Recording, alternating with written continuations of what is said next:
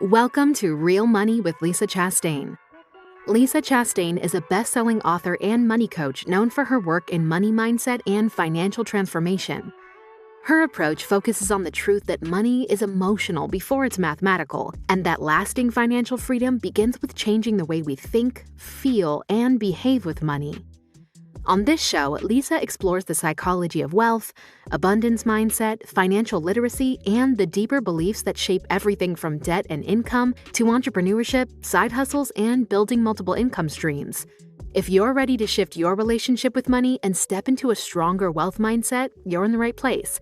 Here's your host, Lisa Chastain. Welcome to Real Money with Lisa Chastain.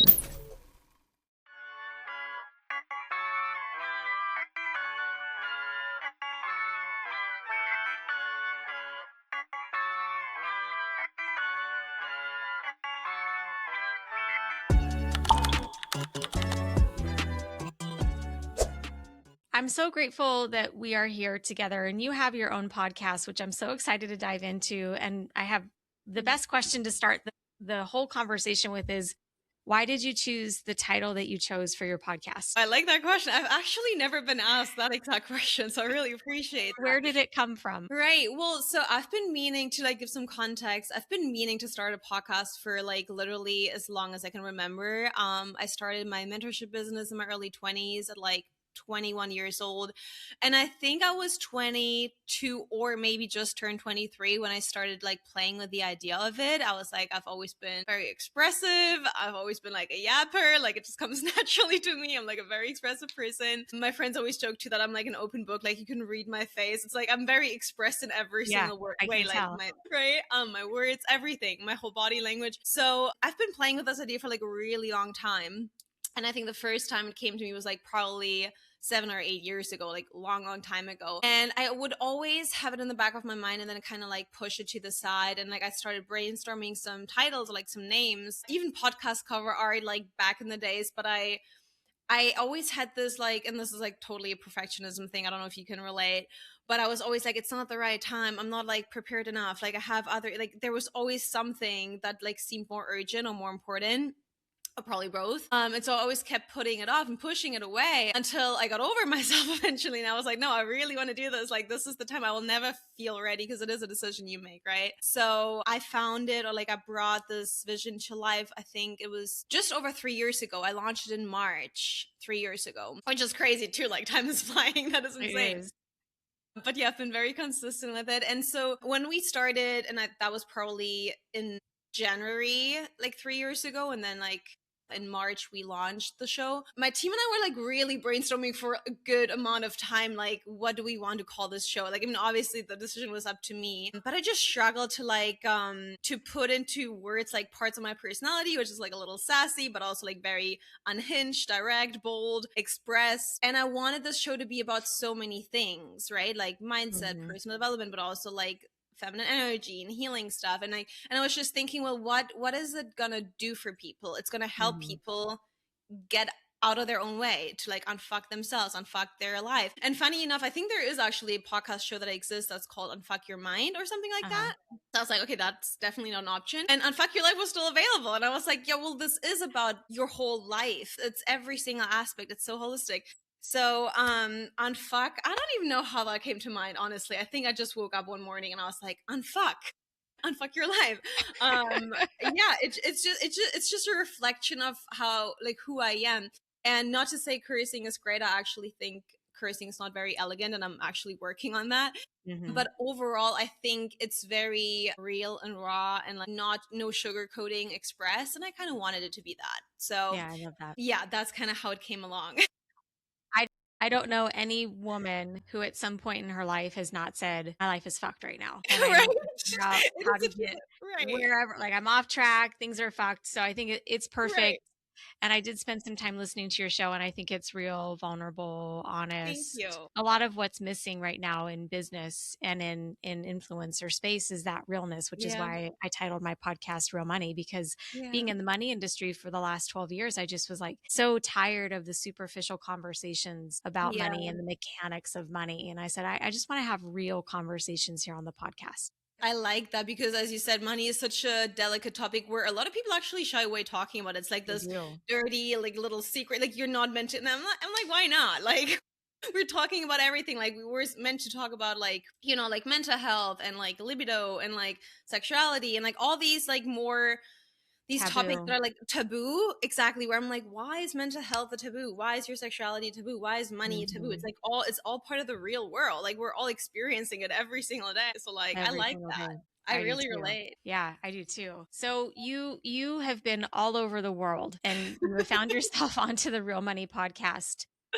I do have a question for you. When you look back at the version of you living in Germany, for how long did you live in Germany? Until what age? Ooh, I like that. I was born and raised in Germany. I'm half German, so like I'm a quarter French, quarter Polish, half German. I was born and raised there, and I lived there up until I was 22. And then I started Okay. traveling the world solo, and that's when I left for good. And I think I've been back maybe like 2 or 3 times only until like since then, which was like 8 years ago that I left. So that's Mm. crazy to actually think about. When you look back at that version of you, did Yeah, you wow. ever truly believe that this life was possible? I think my 20-year-old self, 20-year-old Laura, knew deep down it was possible, but it felt very far away. It just felt Mhm. very like out of reach, close to impossible, but like I kind of liked the idea and like the vision of, you know, like I've seen other people live that kind of lifestyle. And I was like, part of me was just like so stubborn. I was like, why not me? The Why fuck? not? Why not me? So it was like almost like this like stubbornness, if you can call it that. That was like, I'm not having this. I'm not gonna keep watching people have what I want and then not even at least dare to go for it and shoot my shot. You know what I mean? And I so do. I think it was a little bit of like this mindset of like, I'm gonna have the audacity, Yeah. if you will, right? And yeah, so I had a feeling deep down. I was like, nothing is impossible, so surely it is possible. But at the same time, I have no idea how. Like, Yeah. I literally don't have the answer, but I don't have to. I just need to create movement and momentum, and then I trusted that things will come my way because opportunities always come when you take action, right? And they never come when you stand still.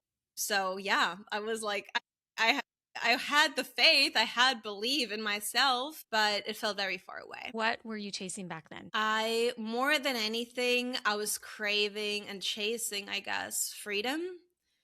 That's, I'm a Sagittarius, I gotta add that. I noticed I that. think that explains a lot about me. Yep. If you believe in astrology, but I I do. resonate. I do. Right? Like, it's very, for me, it feels very fitting. I am curious. I love adventure. I love to explore. And I value freedom and freedom in every single way: location, time freedom, mental freedom, emotional freedom, financial freedom, like all these different types of freedom. And there's truthfully so many. I wanted all of them. I was like, and I also believed deep down that they all kind of interconnect, as in like one depends on the other. If you're not mentally emotionally free, you won't be financially or location, like, you know, you won't have freedom in all these other areas. And so I kind of Mhm. knew that without necessarily consciously thinking about it. And so I think my main priority at that time was building myself, as in my mindset, but then also, of course, my business, because that would obviously lead to location and Mhm. time and financial freedom, right? So our career is kind of like evolving around those three types of freedom, I would say.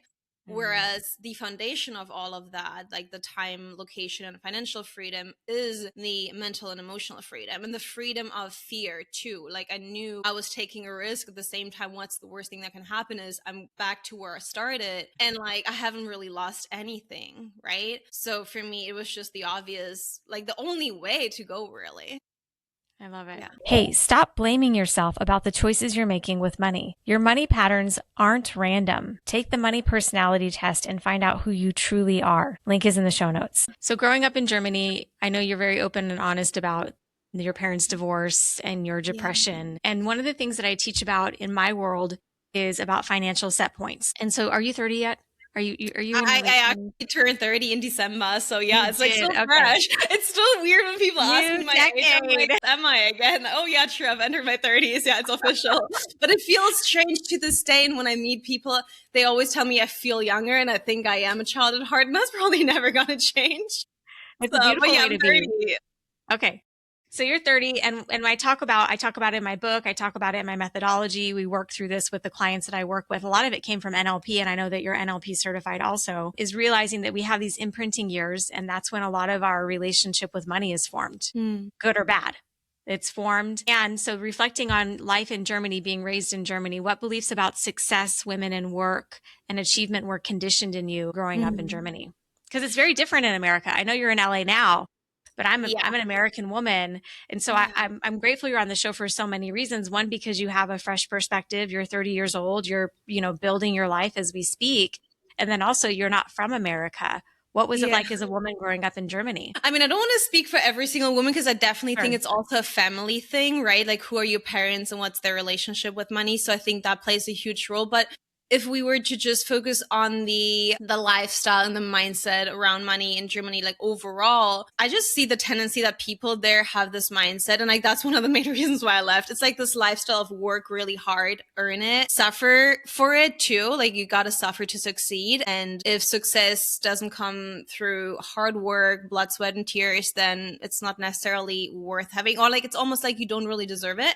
And so that's how I grew up. I mean, I grew up and I love my parents to bits, and I'm so grateful for the way I was raised. I definitely did have a lot of beliefs growing up that I obviously, took over from them as I was watching them like fight about money and all these things. It was always like money is the scarce thing that you got to really fight for to have, but also like it can be a reason to have differences in interpersonal relationships or romantic relationships. So that was and it's funny because that actually did come up in my previous romantic relationship too. So like, it was just like this very interesting thing where like money was scarce and you had to like earn it through hard work. And there's not necessarily like a difference between like men or women. It's just like overall, like you gotta just like, you shouldn't pride yourself with any outcome or result if you haven't really like put in the work. And so I was a high achiever in school and I was always like getting straight A's and like that was my whole identity. And so I knew like if I wanted to make the amount of money that I wanted to make, I also had to put in the work and like self-sacrifice. And this whole concept of like self-sacrifice to succeed, I carried that with me into my early 20s up until my mid 20s. And I think when I was probably around 26, I started like only 4 years ago, really. It's not that long. It's not been that long at all that I started questioning this paradigm and this paradigm that I had subscribed to, like not necessarily willingly, but just like automatically, where I was like, like you gotta burn yourself out pretty much to like have really decent amounts of money. And so that's how I built my business. And I think I'm grateful for it because it gave me so much perspective. And I'm glad that I proved myself that I can put in hard work where needed, because I do believe that building a business, it does require effort. It's not going to come from nothing. And you got to be consistent. But I also believe you can work smarter rather than harder. And now I know, but like when I didn't know, that was the only way. And so, to answer your question, like growing up as a woman in Germany, I think the whole German culture is just, you gotta lock in and you gotta do the work and you gotta show up. And it's also like this whole like 9 to 5 mindset, of course, of like you're getting paid like hourly, which I was like, I'm not gonna do that. So I had this like, again, I was like stubborn and I was like, I'm going to be my own boss. I can't have anyone tell me what to do and how to do it and when to do it. And obviously you're trading working 9 to 5 to working 24/7 up until you get to this point of like, okay, like now I can actually relax, which again, for me came when I was like around 26, 27. What changed at 26 for you? I was just tired. More than anything, I was just tired of living according to this old belief that it had to be hard, it had to be self-sacrifice, it had to be suffering, that was the only way. But then also what really helped me release that whole identity around like work, success, money, like everything that kind of like ties into that was my breakup.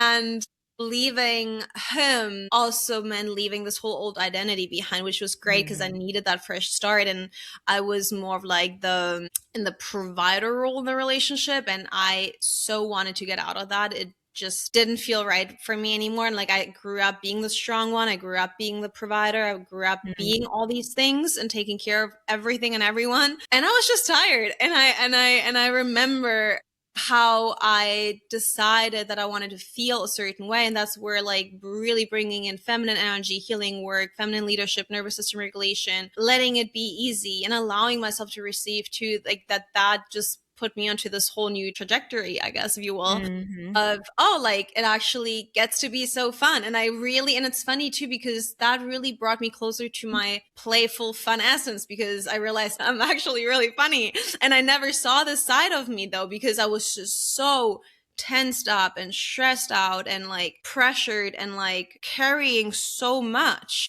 and holding so much responsibility. And yeah, that was just a really great breaking point, and I needed that. And yeah.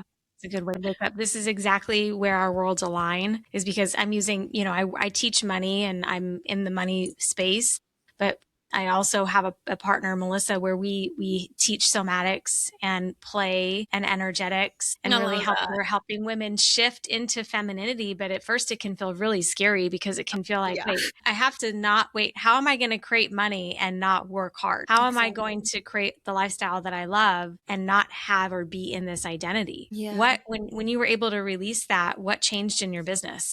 Everything. First and foremost, the way that I was relating to my business, that I was relating to work, that I was relating to, because it felt like work, and now it feels more like play and expression, and I'm doing the same thing. Like, it's not that what I'm doing has changed. It's more like how I feel about it and how I relate to it that has changed. And so I love that you guys are teaching this, because it gets to be so easy. And it's funny, because most ambitious, high achieving women in business have this idea of like, my effort determines outcome, right? And it's linear too. It's like, this much effort, this amount of time invested, whatever, is going to bring me X amount of outcome. And it's beautiful, because when you invite the feminine in, it's like, that's what really takes it exponential, is what I have found. Is like, it gets exponentially easier, it gets exponentially more fun, and you create this whole new relationship to your work, to your clients, to money, and you just let things flow a little bit more.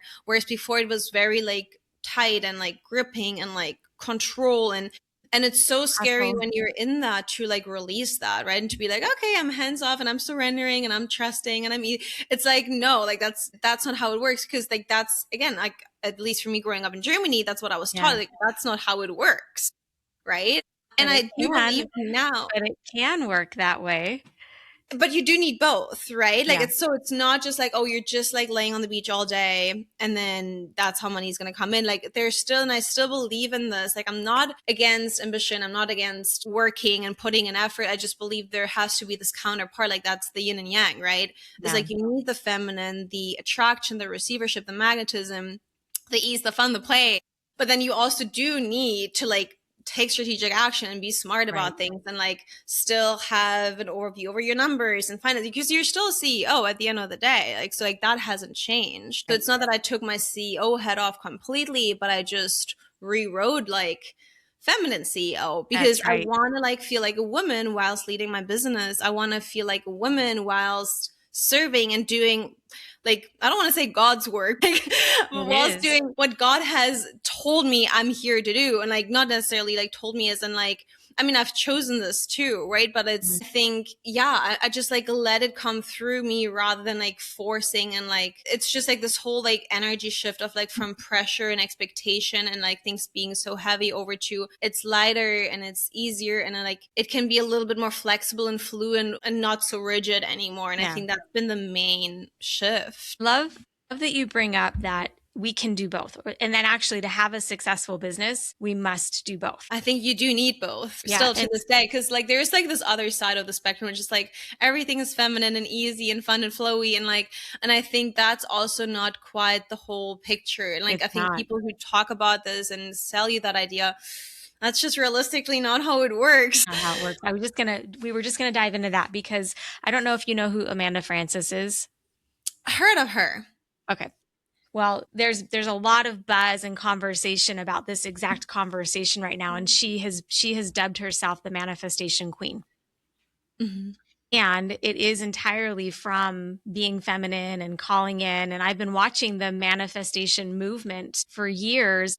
I do believe in manifestation in the way that NLP teaches manifestation. I do believe in the mechanics of bringing in and calling in and law of attraction. I do believe in those things. And I know you do too. But what I just heard you say is that you have to have both. Yeah. And if someone's selling you something that's not both, It's incomplete. They're probably selling you bullshit. Yeah, I don't want to say it's a scam. It kind of is. It is. It is. It is. Hey, if you're here to change your life with money, you've got to know that change happens 1 minute at a time. Let me be your daily reminder of where to focus so that you can have everything that it is that you want. 1 Minute Money Mindset. Link is in the show notes. How do you think social media has distorted women's understanding of success in this way? Well, I mean, I think there's just two sides of the coin, which typically are either like work your fucking ass off and, you know, like be straight and be rigid and like pull those 14-hour work days, whatever. And they romanticize this idea of like drinks and like girl boss culture and like, and yeah, and like, and just romanticizing that basically, and like almost telling it as like, that's the dream. It's like the Porsche and like the energy drinks and like the long work days, and that's the goal, is like to have a whole lot of money but also like have literally zero personal life. Or it's like the lay on the beach all day and just call it in through orgasms, like that kind of conversation where it's like, yeah, I mean, manifestation through orgasms, like I'm all here for it, don't get me wrong, but that's not all it takes. So what I found, and it's actually funny because there was a short little period, I think it was like a couple of months after my breakup, where it was like very, and I mean very in my feminine. So like I completely ditched structure. I was like so over it. I was just like, let me just be.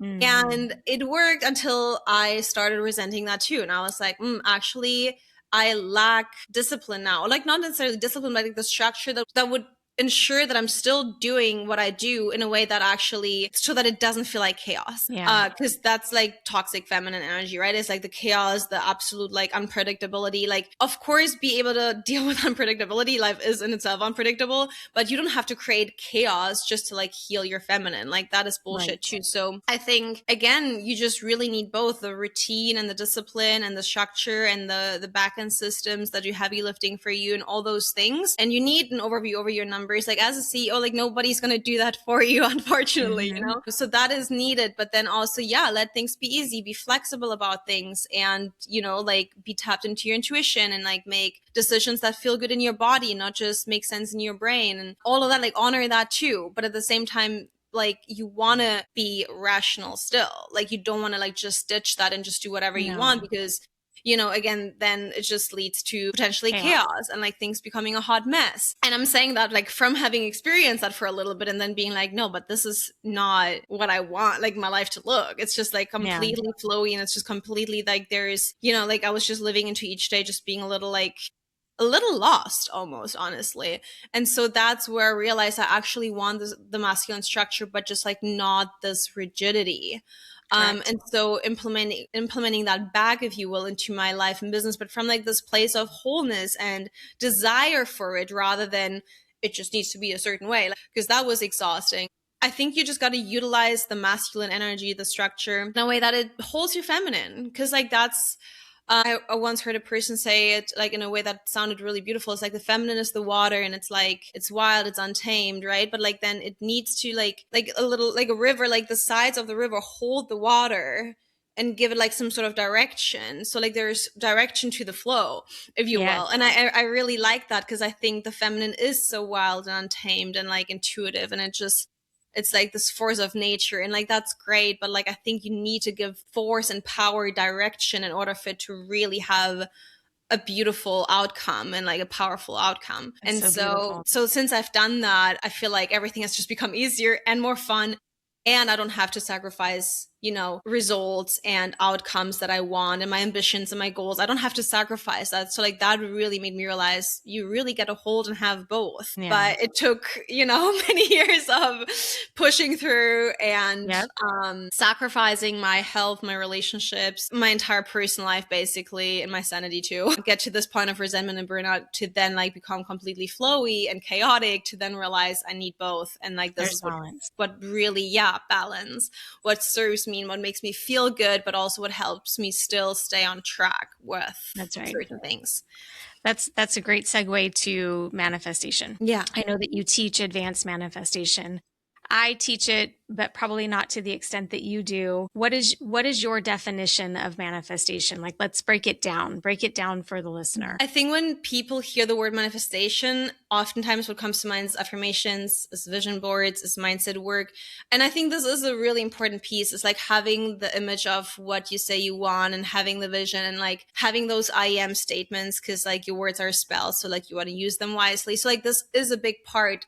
No denial of that. But what I think for a lot of people is missing is the somatic, which is, it sounds like that is something that you are doing quite a bit as well. The somatic piece and the embodiment piece more than anything, which is holding the frequency of your desire and embodying that, being that before the external proof has arrived and has externally manifested, right? Into your physical realm. And so I think this is the piece that most people actually struggle with. It's not necessarily the doing the affirmations in the morning in front of the mirror, because that is easy. That is not even hard.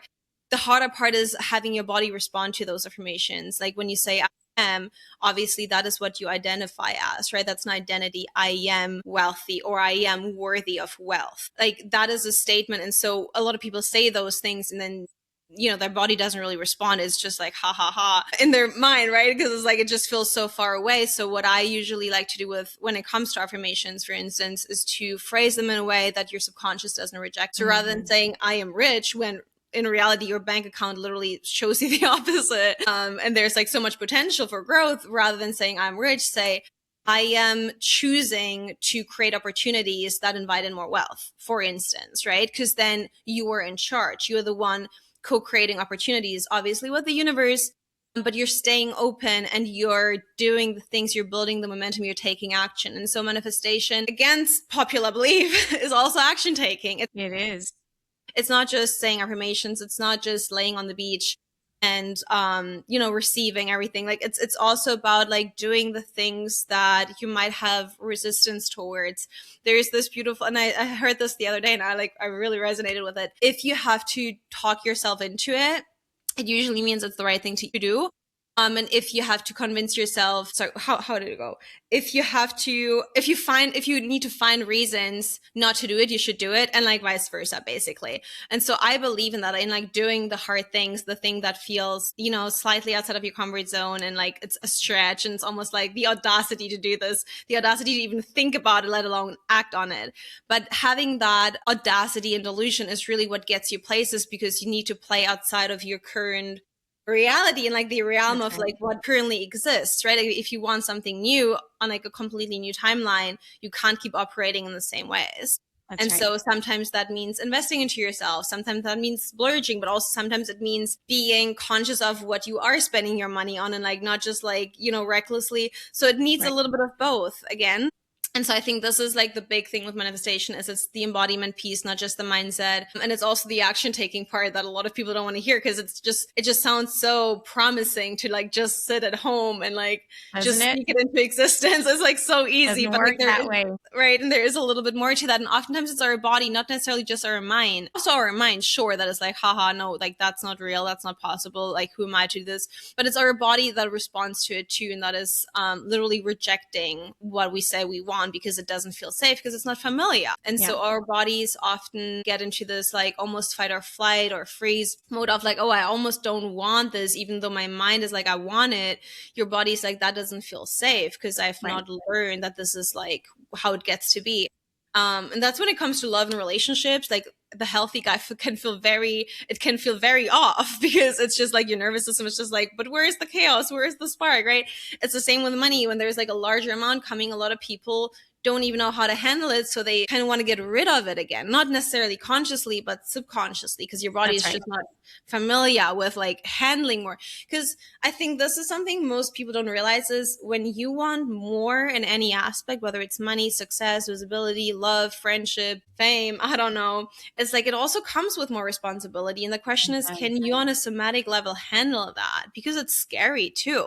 There's a fear of being seen, fear of being judged. You might lose people. Belonging is a huge human need. So like we almost think that that's not even safe. So then again, we sabotage it. We almost want to get rid of it, and we want to get back to what's known and familiar and comfortable and safe. And so I think having this capacity in the first place to handle more of what we say we want, like that's a really big one, because it does come with, like, it's always like new level, new devil. That is very real. And are you capable of that? Have you grown into this version? This is why I think it is important to like do the identity in the inner work first, so you can be that version of you that holds more and that is capable of holding more, which is like more of what I do, is like the identity work, the identity piece, right? Because if you don't identify as wealthy, or if you don't think you're worthy of it, which self-worth is a whole different topic, but it's also a very big one, worthiness, and then the ability to handle more. It's a lot. It can honestly feel super overwhelming. It can. And that's exactly why we're having the conversation today, because for so many women, it is overwhelming. But your point and my point and all of it is just pick a place to start. And with the right support and the right action, you will get there. Yeah, it's not impossible. It just feels far away now, because you're like, again, like I've never had that.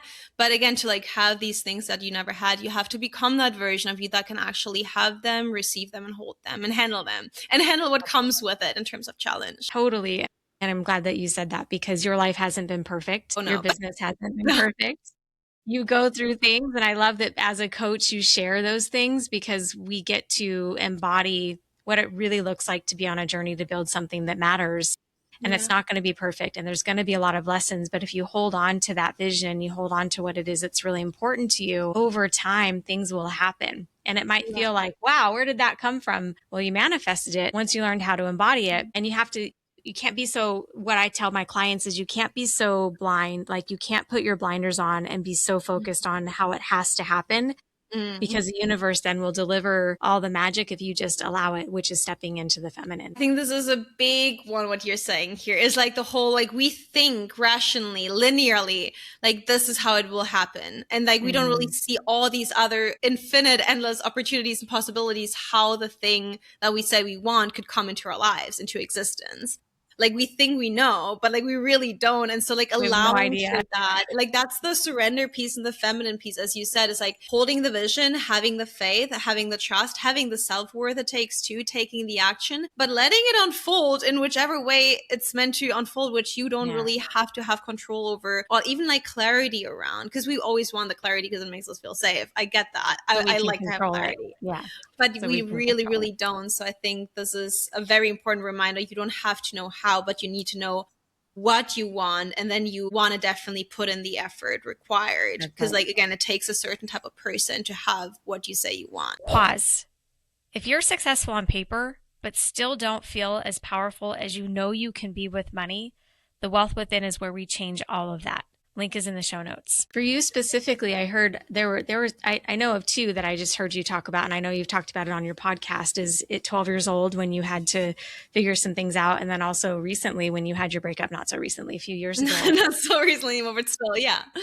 What is something in your life that you've manifested that has required you to become radically different first? I like that. I think the biggest thing, I mean, there's like so many, I'm like trying to think like what's the most impressive thing that I manifested, but I think more than anything external that I've manifested is the version of me that I've become, and the quality of life that I have, and the inner peace that I have. And I know that sounds a little like corny and stuff, but truthfully, when I think about all the things that I have in my life, like, you know, house in Bali, or like the number in my bank account, or like X amount of clients served, like all these achievements are super great. And I'm so proud of myself, and I will give myself all the credit that is due. But when I really, really think about it, I'm just so happy with who I have become and the quality of life. As in, like, a lot of ambitious women build a beautiful life, but they can't really enjoy it because they're still so caught up in their old ways. And that used to be me. I mean, I lived in my house in Bali with my back then partner at the time, and I was miserable.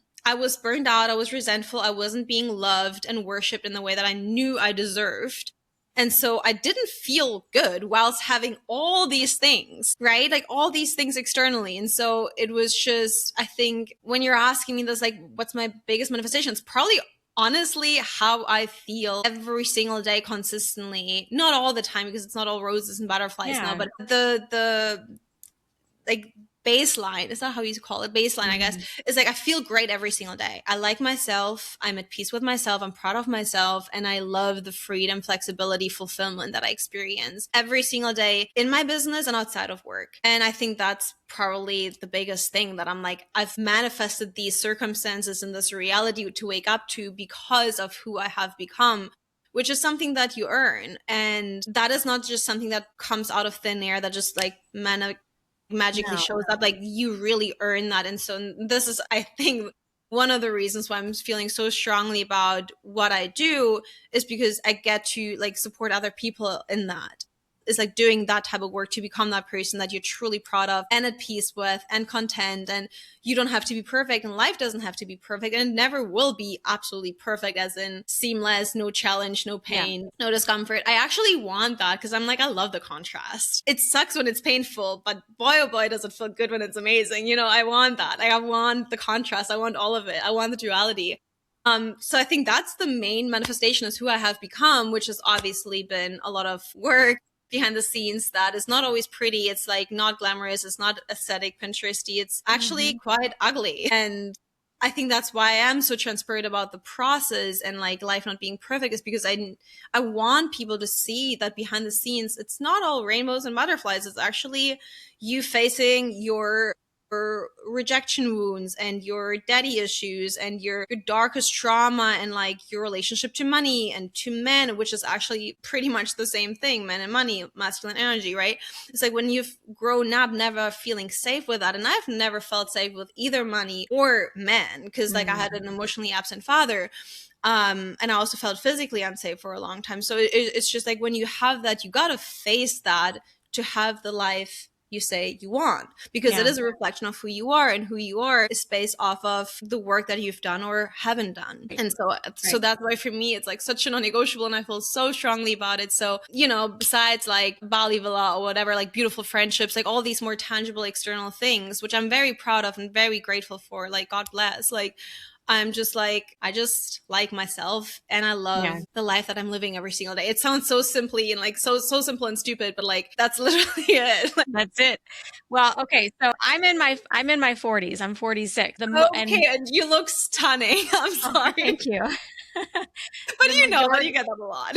Oh, well, thank you. The majority of my friends we're in our late 40s. We're in menopause. Our kids are graduating high school, and not many of the women that I know, or what I should say is many of the women that I know, are now just figuring out who they are.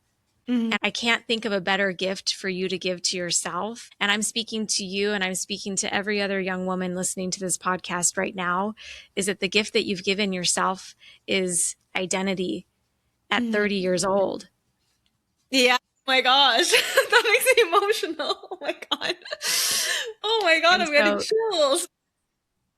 I'm getting chills too, because if what you have fought for so hard in building your business and following your dreams, what if every woman had the courage to do that in her 20s? That's what drives me every single day out of bed. And it's not even like, oh, I have to work. It's like, I get to do this. And like, I'm just like so grateful that I get to do that. It actually makes me so emotional right now. That time of the month. It doesn't have to be, but and that just speaks to the feminine. I mean, I didn't know you before the podcast, and in a matter of 45 minutes, I get your essence. And I know this is what your clients love about you too. And you have so much to teach other women and older women, because there's this dynamic of Gen X women and millennial women, and then women in their 30s and 20s, where it's like jealous because I am who I am because of everything that I've been through. But what a gift. What if I could have had that sense of identity at 30 years old? Where would I be today? And so I know that your story is still unfolding, and I appreciate your honesty and your courage. And I just am so excited for your life, like the rest of your life. Oh my God. I appreciate that. Thank you, Lisa. That's really sweet. So true. It's so true. You're so wise. I don't think it's my first life. Yeah, probably not. I don't think it's my first life. I will say that. But also, I think, your past really obviously shapes who you become. But then also, you got to do something with what you got. And I think timing doesn't even matter whether you're in your 20s, your 30s, your 40s.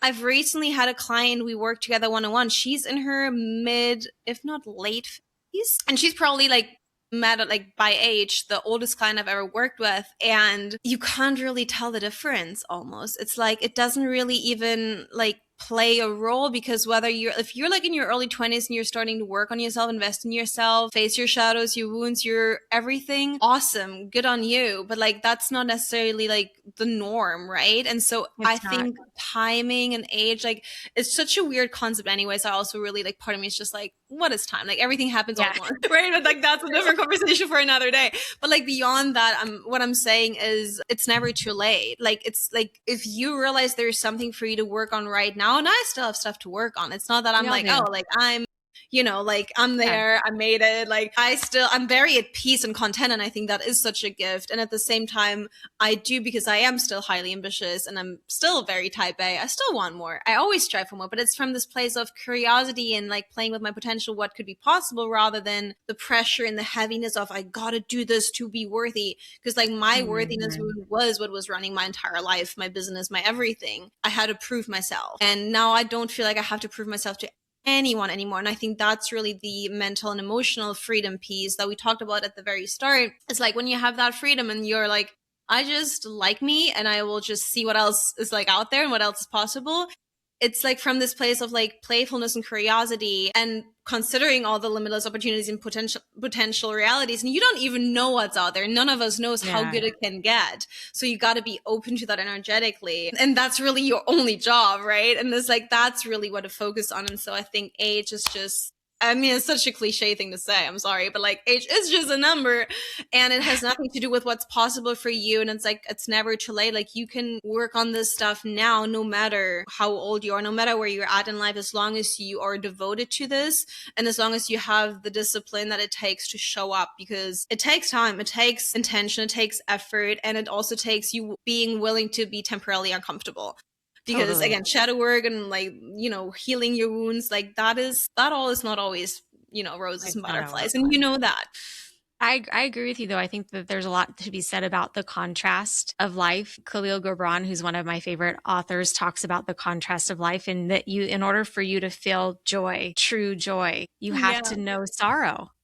That's true. I agree. Duality. Sorrow. Right. And so there's that contrast in every human being, regardless of set point or regardless of where they're at, struggles with real human things.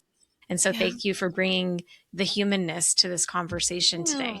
Thank you for having me. I'm like so happy. I'm so happy this worked. I know it's been like a long time coming. We touched base like initially, like 9 months ago? Oh, it was a while ago. Yeah. Yeah, it was a while ago. And I'm so grateful. I'm so glad. Thank you for having me, Lisa. Like that was such a beautiful conversation. And for also just like letting me bring all of this to the table, because I know it's a lot and I know it's not necessarily like normal to talk about all these things, but I think that's why we're both like hosting our shows, is to have those type of conversations that are very real, unfiltered, unhinged, and where it's just like, this is the behind the scenes, and it's again not perfect, it's not all glamorous, but it's part of the process. It's real. It's real. Yeah. So there are a lot of women online selling the image of freedom. That's true. How do you know if they're building a life they actually want? They actually want or like? Good question. I think the question comes from, I know you and I both have social media presence. Your website's beautiful. Yes, of course. And you're selling freedom, you're selling manifestation, but you're also selling the realness behind it. For someone who's vetting the right coach, the right mentor, I know for me, listening to your podcast, I was like, okay, she's the real deal. Right? Oh, thanks. But what would you say to a woman who's looking for the right coach or the right mentor? What should they be looking for versus what someone is selling online? How do you know someone's real? How do you know someone's coming from a place of authenticity? I love that question. And I think this really just ties back to what we said earlier, which is the feminine piece, is your intuition. I think whenever I make a decision in my life, whether it's which kind of country to go next, which kind of country to go to next, or, like who to be friends with, who I feel safe with, where I feel expanded. It's like, it's usually my body making the decision. It's not so much my brain. Like, sure, my brain is also like selling me on like, these are the pros, these are the cons, and, like the rational mind. But more than anything, it's usually my body being like, oh yeah, or like, and if it's kind of like an it's usually a no. Like, I don't really like do the in between. Like, I think it's either hell yes, or it's just a no. I recently, like, fun little side story. I recently like went on a date with this amazing guy, amazing on paper. Oh my goodness. And I just didn't feel it. And like there was no rational reason to why I wasn't feeling it. My body was just like, no. And so we went on a first date. He was head over heels. I was like, this guy is so great. Why do I feel the way that I feel? It's like, it's not, my heart is just not there. And so we went on a second date because I was like, I just need to make sure I'm not like sabotaging myself, right? Because we got to watch out for that. Like, am I sabotaging here? Or am I is it genuinely like a no in my body? And so I paid attention to that going into the second date, being like, is it self-sabotage or is it genuinely a no? And it was a no, unfortunately. Great guy. God bless. Like, truthfully, such a great guy. He's such a catch. And so I think it's really just our bodies telling us like, this is something exciting, expansive that makes you just, your whole body just opens up. Like that's how I always usually like tell my clients, this is how you know. It's like you feel open, you feel expansive and expanded. Is your whole, like every single cell of your being is just like, oh my God, yeah, like maybe it doesn't make sense, but oh my God, yes. Like that's how I felt coming to LA. It made no sense. I had my life in Australia. Like I was not meant to be here. It was such a random thing. It was just my body being like, hell yes. And so I think the same goes for picking a mentor. Is like your whole body is just going to feel activated.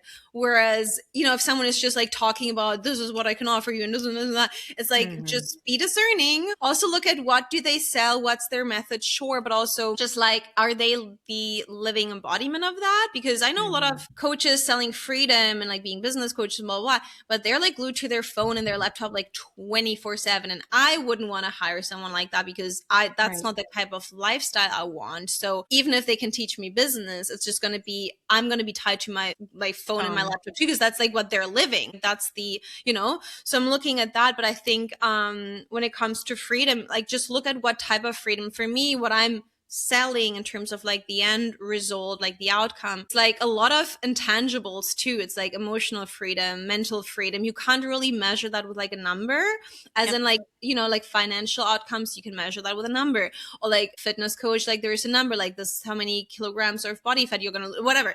It's like numbers, right? Like when you sell the intangible, it's more so like the piece of like, I mean, sure, look at testimonials always. I always recommend doing that. But also just like, is that person the living, breathing embodiment of what I want? Because then it makes sense to hire them because clearly they've achieved that and cultivated that for themselves. Whereas, you know, someone is just pretending. I personally really like, before I make a decision like that, to like actually try to watch them, hear them, feel them, rather than just consuming the short form Instagram content, right? Or like even just reading the newsletter, because people can tell you bullshit. Like I would rather like feel them a little bit. And then usually your body will respond to that in some way, shape or form. Like let your body respond. Like besides this makes sense, this doesn't make sense. I think our bodies always know. And sometimes it makes sense and sometimes it doesn't. But if it feels good or right or off and wrong, either way, you got to honor it. Perfect. Right. That was perfect. Yeah. Okay. Final question. If a younger version of you from Germany could see your life now, what do you think would surprise her the most? That I genuinely managed to love myself despite feeling like I needed to be perfect to love myself. I think that's probably the biggest one. I was always at war with myself, which is probably also one of the reasons, at least, why I was depressed and why I wanted to take my life, was because I didn't like myself. I didn't value myself. I didn't respect myself. And I wasn't feeling connected to myself. And I think for me, I had to like be a certain way and look a certain way and everything, achieve all these things to then earn my love for myself. And now I'm just like, I just love myself and I don't care. I'm still not perfect. I'm still cursing. Still, you know, like there's always like, sometimes I have cellulite and I'm like, but then I'm like, I don't really care. Honestly, I really don't care. It's like just all these little things that I used to stress so much about.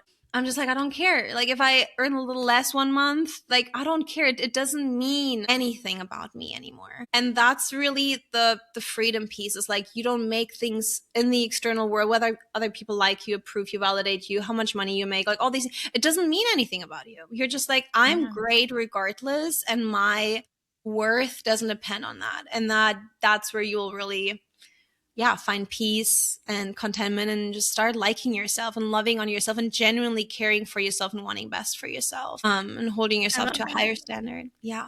I think that would be it, because I thought you needed perfection. Like I needed perfection to like feel that way about myself, and realizing I actually don't, like, because I still consider myself very imperfect and I'm very okay with that. Like, yeah. That sounds like the definition of freedom to me. Yeah. For sure. That's beautiful. Thanks for asking that. That was a beautiful question that actually really got me thinking too and got me in my feels a little bit. You're welcome. That's what I do. Okay.